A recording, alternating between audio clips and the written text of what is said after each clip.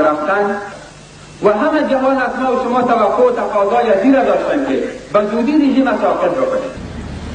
برای ما خطا نوشته کرده بودن که افغانیت را به انجام برسان.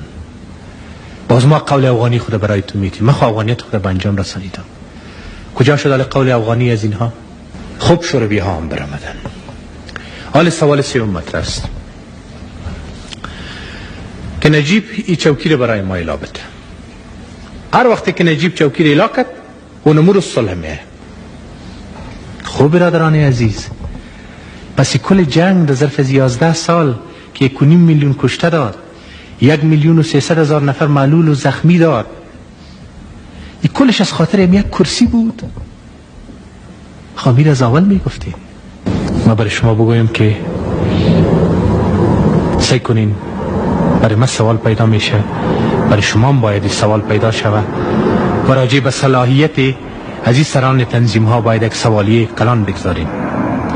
چند روز قبل یکی از این سران تنظیم ها گفت فهمیدن که از راه نظامی دیگه نتونستن گرفته، نه جلال آباد گرفتن، نه خوست گرفتن، نه قندهار گرفتن، نه کدام جای دیگر به دست آوردن. با کمال تأسف بعد از شکست مجاهدین در جلال آباد و بعض نقاط دیگر رویه حاکم شده بود که گویا مجاهدین موفق نخواهد شدن که نجیب از طریق اقدام نظامی سقوط بتن و از قدرت دور بسازن.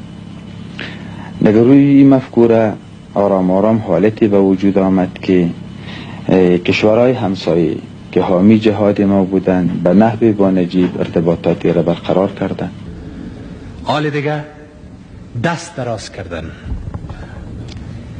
به طرف کی؟ به طرف شوروی ها. از شوروی ها یکی از سران تنظیم ها تقاضا میکنه. گفت که از ضرورت هایتان، نیازمندی هایی که شما دارین ما را قبول داریم.